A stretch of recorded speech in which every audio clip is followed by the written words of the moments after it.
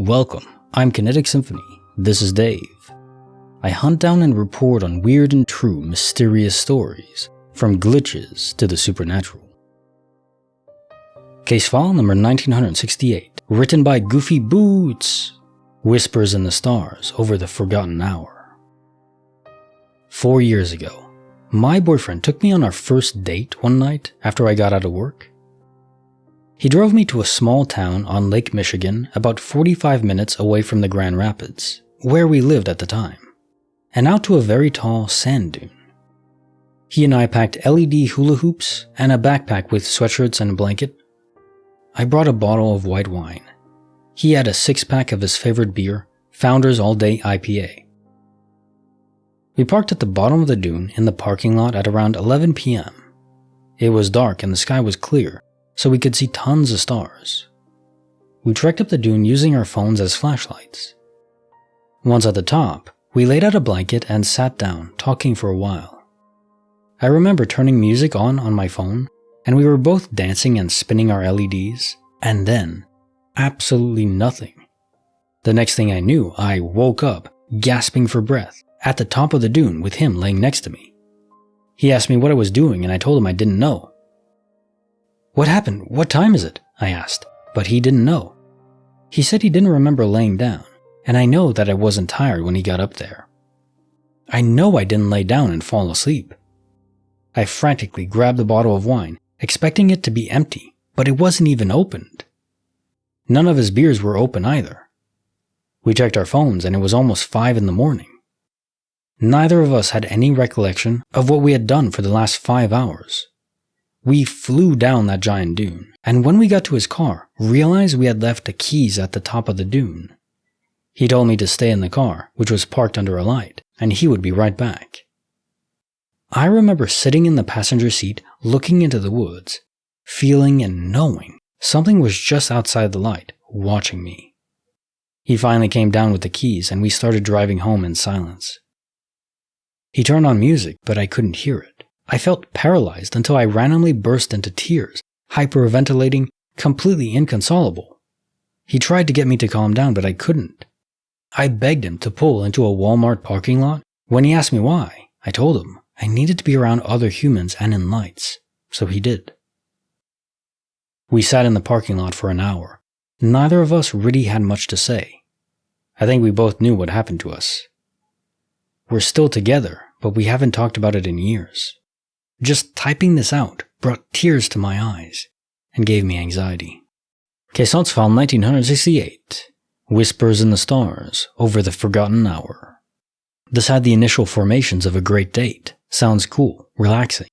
But what happened after? I mean, there's a vibe that if this was a man you had just met, I would be assuming something else entirely that I can't even say, but because you've known each other for a while at this point, and obviously you were already together, it doesn't seem likely he would have done anything, so I don't think it's that.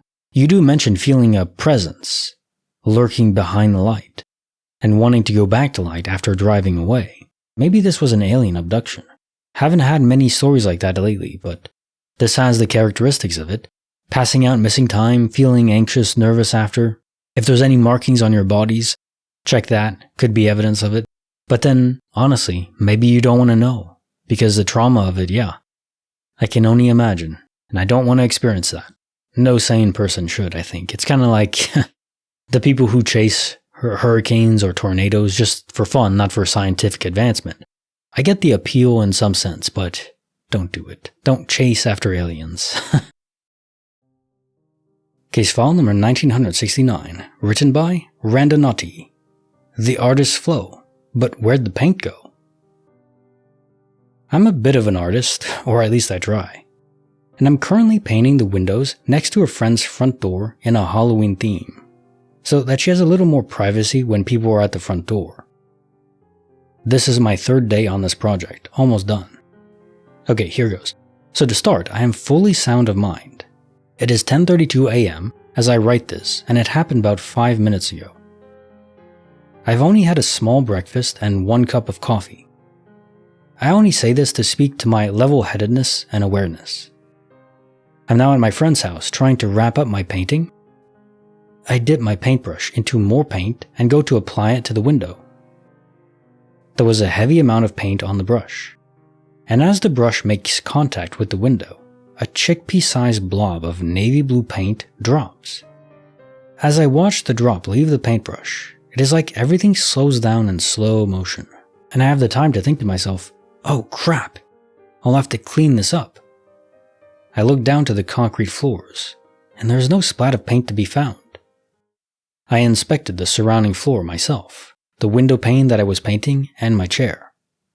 I inspect every possible surface that this drop of paint could have conceivably and inconceivably landed on, and it is nowhere to be found. After my search was ended with inconclusive results, I said to myself, neat, and came here to share. 2 days later, there is still no paint splatter to be found. The painting has been finished. The clothes that I was wearing have been inspected. The floors have been scrubbed. I may have accidentally dropped another dollop or two of paint, which did land on the floor as expected. I'm at a loss. This is easily the most difficult to argue experience I've had, which aligns with the glitch phenomenon right before my eyes. Happy living. Caissons found 1969. The artist's flow, but where'd the paint go? This is bizarre because the cases where time slows down like this are often attributed to cases where someone would be injured. There was a case where someone was nailing something and they saw it in slow motion. Another one where I think they were opening a fridge or something was falling on them and things were slowing down. Now I think probably it is a guardian angel manipulating the time in the environment, but for the object, not for you.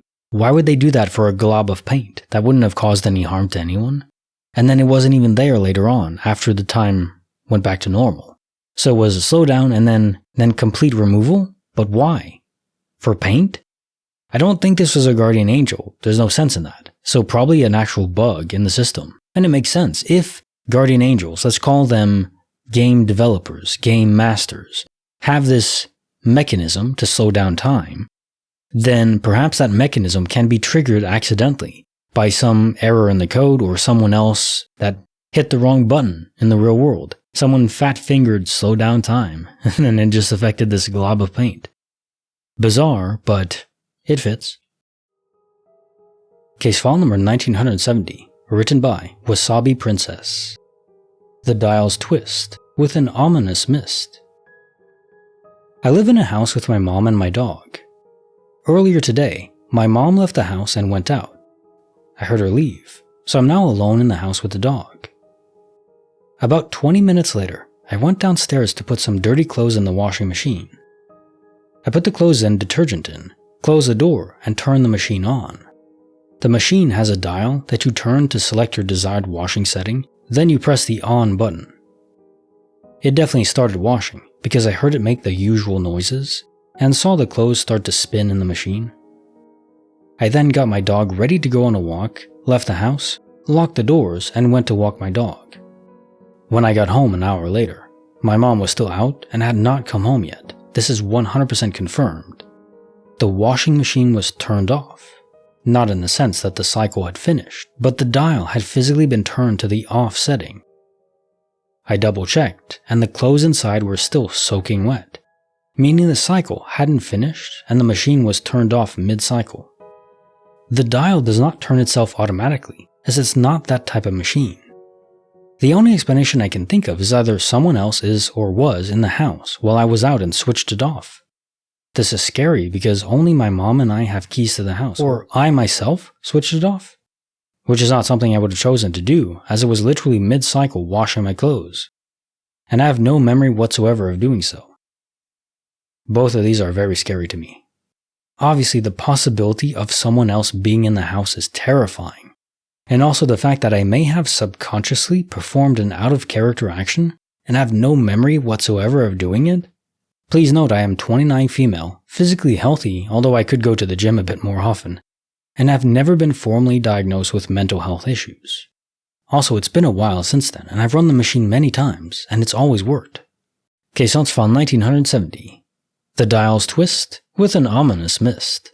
Yeah, I don't actually know the washing machine you're talking about, because I only remember using washing machines that are digital. You just push a button and it registers eventually and starts.